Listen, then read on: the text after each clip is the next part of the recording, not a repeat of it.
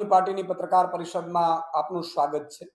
આજે ગુજરાતના ખેડૂતો એટલા દુખી છે કે એક તો પાક વીમો યોજના બંધ છે, ખેડૂતોને ભાવ નથી મળતા, ખાતર પૂરતો નથી મળતો, ખાતરના ઊંચા ભાવ છે, ડીઝલ મળતું નથી, ડીઝલમાં હેરાન પરેશાન થાય છે। આટલું ઓછું હોય તેમ રાજ્ય સરકાર પ્રેરિત ખેડૂત ઉપર એક મોટી આફત આવી છે। અને રાજ્ય સરકાર પ્રેરિત એટલા માટે હું કહું છું કે પ્રાઇવેટ કંપનીઓ અને રાજ્ય સરકારે મળીને જે ખેડૂતો પોતાની જમીન ખેડતા હતા એને ખબર નહોતી ને રાતોરાત હાઈ ટેન્શન લાઈનો કચ્છથી લઈને જામનગર સુધી, આ બાજુ ધોળકા સુધી, લગભગ આખા ગુજરાતમાં હાઈ ટેન્શન લાઈનો નાખવાની છે। ત્યારે સવાલ ઈ થાય છે કે ખેડૂતોને અત્યારે પોતાના ખેતરમાં જવા માટે પોલીસ સાથે ઘર્ષણ થઈ રહ્યું છે। શું કામ થઈ રહ્યું છે? તો વળતર પૂરતું મળતું નથી, વળતર કોઈક ત્રીજો નક્કી કરે છે।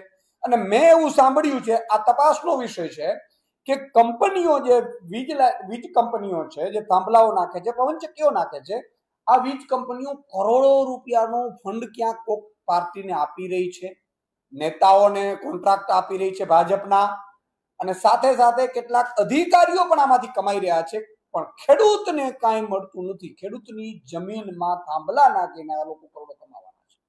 કઈ રીતે કમાવાના છે? આ પ્રાઇવેટ કંપનીઓ છે, પ્રાઇવેટ કંપનીઓ છે એ વીજળી ઉત્પાદન કરશે કે વીજ વહન કરશે કે વીજ લઈ જશે, એટલે એ તો પોતે જ કમાવાની છે અને ખેડૂતોને પૂરતું વળતર આપતી નથી। ગુંડાઓ, લુખાઓ કે કેટલાક લોકોને કોન્ટ્રાક્ટ આપી દે છે, તો નેતાઓને કોન્ટ્રાક્ટ આપી દે છે, પોલીસને ભાડે રાખીને પોલીસને લઈને લાઠીચાર્જ કરાવે છે ખેડૂતો પર। ગઈકાલે જે મોરબીના જેતપર ગામે એક મંત્રીના ગામમાં જે રીતે પોલીસે મહિલાઓ, બાળકો, ખેડૂતો ઉપર અત્યાચાર કર્યો, એ અત્યાચારની હદ વટાવી દીધી। આ પેલા સુરેન્દ્રનગરમાં, આ પેલા દ્વારકામાં, જામનગરમાં, રાજકોટમાં, તમામ જગ્યાએ પોલીસને આગળ કરીને ભાજપ છે એ ખેડૂતો પર અત્યાચાર કરી રહી છે। મારે બે સવાલ કરવા છે સરકાર।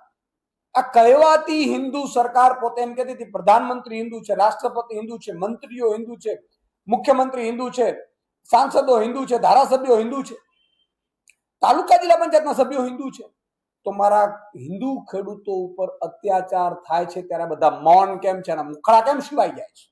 પહેલી વાત। બીજું કે તમને કમાણી જોઈએ તો તમે હિન્દુને ભૂલી ગયા? તમે કહેવાતા હિન્દુઓ છો ભાઈ?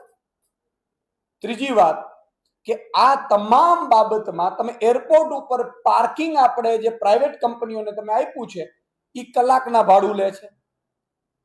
એએમસી અથવા તો કોઈ પણ મહાનગરપાલિકા હોય એનો પાર્કિંગમાં કલાક, 2 કલાકમાં ભાઈ પાર્કિંગના ચાર્જ લાગે છે। તમે જુઓ પ્રાઇવેટ જે મોબાઈલ ટાવર નાખે છે એ પણ તમે ભાડે આપીને એના ચાર્જ લે છે।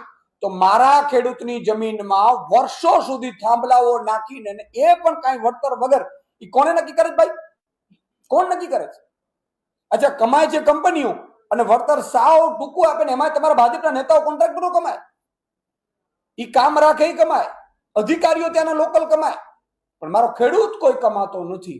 એટલા માટે આજે મુખ્યમંત્રીશ્રીને મેં પત્ર લખ્યો છે અને મુખ્યમંત્રીશ્રીને મેં માંગણી કરી છે કે એક તો હાઈ ટેન્શન લાઈનની અત્યારે કલેક્ટરની અધ્યક્ષતામાં તમારી સમિતિ બને છે, વળતર સમિતિ, એમાં ખેડૂતોના હવે ખેડૂતોને કલેક્ટર હુકમ કરી દે, કલેક્ટર એમ કે 144 લગાડી દે, પોલીસને સૂચના આપી દે, કાયદો વ્યવસ્થા સંભાળી દે, ભાઈ કલેક્ટર ક્યાં રાજા હરિશ્ચંદ્રના દીકરાઓ છે? અને એક કલેક્ટર શું કામ નક્કી કરે છે? તો મારી એવી માંગણી છે કે અત્યારે ઘર્ષણ થઈ રહ્યું છે, ખેડૂતોને પૂરતું વળતર નથી મળી રહ્યું, ખેડૂતોને પોતાના ખેતરમાં જવા માટે મંજૂરીઓ લેવી પડે છે, એનો અર્થ એ કલેક્ટરો કે એસપી કે રેન્જ આઈજી કે ભાજપના મંત્રી, મુખ્યમંત્રી યોગ્ય કામગીરી કરતા નથી, એટલે આ ઘર્ષણ થઈ રહ્યું છે। નહીં તો ઘર્ષણ શું કામ થાય? યોગ્ય વળતર, ભાઈ એરપોર્ટ કેમ પ્રાઇવેટ છે, ક્યાં પાર્કિંગનું ઘર્ષણ થાય? ભાઈ લાખો કરોડ રૂપિયા ઉઘરાવી લે છે, મોબાઈલ ટાવરો નાખે છે, એમાં ક્યાં ભાઈ ઘર્ષણ થાય છે? અચ્છા, કોઈ મુખ્યમંત્રીના ખેતરમાંથી તો જાતી નથી લાઈન, જેને પીડાની ખબર હોય। એટલે મુખ્યમંત્રી શ્રીને મેં એવું કહ્યું છે કે રાજ્ય લેવલની વળતર સમિતિ બનાવવામાં આવે, સ્ટેટ લેવલની, જેમાં એક્સપર્ટ હોય, ખેડૂત આગેવાનો હોય, અસરગ્રસ્ત ખેડૂતોના જે કમિટીઓ લોકલ લેવલે બને એમાંથી પ્રતિનિધિત્વ હોય, નિવૃત્ત ન્યાયાધીશો હોય, આ રીતે એક રાજ્ય લેવલની વળતર સમિતિ બનાવવામાં આવે। એ વળતર સમિતિ એટલા માટે કે આજે છેલ્લા 5 વર્ષમાં જમીનોના ભાવ આસમાને ગયા છે, તો 25 વર્ષ થાંભલાની પોલિસી છે, મેં સાંભળ્યું છે, તો 25 વર્ષ પછી જમીનના કેટલા ભાવ હશે ભાઈ?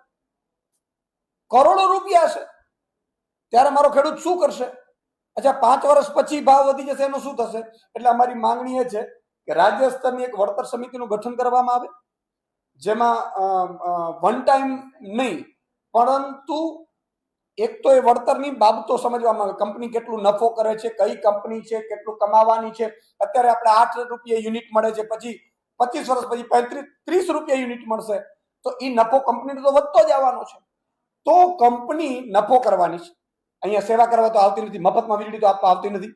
બીજું કે આ વળતર કમિટી છે, વળતર સમિતિ પોતે નક્કી કરે વળતરની પદ્ધતિ. તો વળતરની પદ્ધતિ કઈ રીતે ભાઈ? ખેડૂતોએ વન ટાઈમ તમે વળતરની, ખેડૂતોને જે કંપની જેટલો નફો કરે એમાંથી ખેડૂતોને કેટલાક ટકાવારી 8 કે 10%, જે ખેડૂતોનો જેટલો ખેતરનો ભાગ આવતો હોય એ પ્રમાણે એનો નફો ચૂકવવામાં આવે, એવી અમારી માંગ છે મુખ્યમંત્રી શ્રી. અને તો ઈશુદાન ગઢવી ગેરંટી આપે છે કે એક પણ ગુજરાતનો ખેડૂત વિરોધ નહીં કરે. એને મનાવવાની, એને સમજાવવાની અને એને વળતર સુધીની તમે ખાતરી આપો તો એમાં સમજાવવાની જવાબદારી ઈશુદાન ગઢવીની છે. હું જવાબદારી લઈશ મારા ખેડૂતો વતી, પણ ખેડૂતોને કશું આપવું નથી. પોલીસના દંડાઓથી જો અત્યાચાર કરવામાં આવશે અને તમને તાલુકા, જિલ્લા, નગરપાલિકા, મહાનગરપાલિકા, ધારાસભ્ય, સાંસદોમાં ભરપૂર ખેડૂતોએ મત આપ્યા છે, એનો જો તમે બદલો લેવામાં આવશે તો આમ આદમી પાર્ટી ક્યારેય ચલાવી નહીં લે. આમ આદમી પાર્ટી જો આ જ રીતે સિસ્ટમ ચાલી તો આગામી સમયમાં જેમ હળદર કાંડ થયા પછી મેં કિસાન મહાપંચાયતો કરી હતી, એવી જ રીતે કિસાન મહાપંચાયત આમ આદમી પાર્ટી ખેડૂતો માટે કરશે, ગ્રાઉન્ડ ઉપર ઉતરશે અને જરૂર પડે જેલ ભરો આંદોલન પણ અમે કરીશું. ત્રીજું અમારી માંગણી છે બાગાયતો પાકોને થતા નુકસાન અંગે પણ તમે એક નક્કી કરો. ચોથી વસ્તુ એ છે કે 25 વર્ષ પછીની નીતિ અંગે સ્પષ્ટતા. મારો કે 25 વર્ષ સુધીની મેં વાત સાંભળ્યું છે, 25 વર્ષ સુધીના થાંભલાઓ છે, પછીનો શું? તો બજાર કિંમત 25 વર્ષ પછી જમીનની શું હશે, કઈ રીતે, એની એક પેલું. પછી પોલની ડિઝાઇન અને સુરક્ષા. પોલની ડિઝાઇનમાં ભાઈ પોલની ઊંચાઈ, એની ગોઠવણી વૈજ્ઞાનિક ધોરણે છે કે નહીં, ખેડૂતોને ઓછું નુકસાન થાય.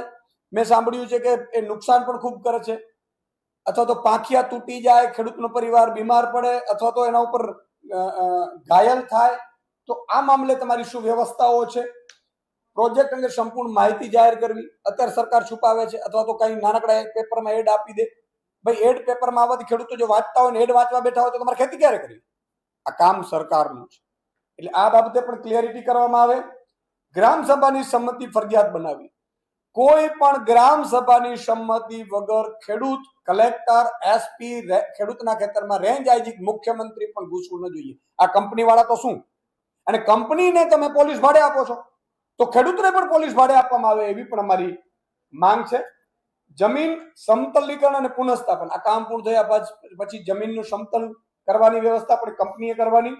અને સૌથી અગત્યનો મુદ્દો, આ ટેલિગ્રાફ એક્ટ 1885 જૂના કાયદા અંતર્ગત આ બધું થઈ રહ્યું છે. એમાં તુરંત અંગ્રેજોએ કર્યું હતું, આપણા ઉપર અત્યાચાર કરવા માટે કર્યું હતું. અંગ્રેજો વિરુદ્ધ કોઈ બોલે નહીં એટલે પોલીસનું દમન કરી ડરાવી દેવા માટે અંગ્રેજો કર્યું હતું. ત્યારે આપણે ગુલામ હતા. અત્યારે આપણો દેશ આઝાદ છે. તો આમાં તાત્કાલિક ધોરણે આગામી વિધાનસભાનું મળે એમાં સુધારો કરવામાં આવે, એની માંગ સાથે આજે મુખ્યમંત્રીશ્રીને મેં પત્ર લખ્યો છે. અને જો આ પત્ર અંતર્ગત મુખ્યમંત્રીનું કહેવા માંગુ છું કે આમાં તમે પોતે શાંતિથી વિચારો કે તમે ઈ ખેડૂતના દીકરા હોત અથવા તો ખેડૂત હોત અને તમારા ખેતરમાંથી જતી હોત, તમને કઈ ખબર ન હોત ને પોલીસ તમારી ઉપર કે તમારા દીકરા દીકરી ઉપર લાઠી ચાર્જ કરત તો તમારી હાલત કેવી થાત, એવું તમે વિચાર કરશો તો તમે સાચા સંવેદનશીલ, તમે મુર્દુ અને મક્કમ કહેવાશો. બાકી વાતો કહેવાથી કે તમારા પોચિયાઓ છે એ એડવર્ટાઇઝ કરવાથી ક્યારેય મુર્દુ, મક્કમ કે સંવેદનશીલ બની શકાતું નથી. એટલે મુખ્યમંત્રીશ્રીને આજે અમે પત્ર લખ્યો છે અને આનો યોગ્ય જવાબ આપવામાં આવે અને આ રીતે કામગીરીમાં ગઈકાલે જે ખેડૂતો પર બર્બરતાપૂર્વક કરવામાં આવ્યું બંધ કરી દે સરકાર. નહીં તો આમ આદમી પાર્ટી એટલા માટે અત્યારે વધારે મહેનત કરતા કે પોલિટિકલી અમે બનાવવા નથી માંગતા. ઘણા લોકો એવું કહે છે કે ભાઈ પોલિટિકલી બનાવવાથી ખેડૂતોને નુકસાન થાય છે. તોય અમારા નેતાઓ ગયા છે, સાંભળ્યા છે, જરૂર પડે હું પણ જઈશ. કહેવાનો ખાલી મતલબ એટલો જ છે કે ખેડૂતોને યોગ્ય વળતર, એ પણ જેમ કંપની દર મહિને નફો કરે છે, 12 મહિને નફો કરે છે, એવી જ રીતે ખેડૂતને ટકાવારીમાં આપવામાં આવે એના ભાગ પ્રમાણે એવી અમારી માંગ છે અને પૂરી કરવામાં આવે એવી અમારી ખેડૂત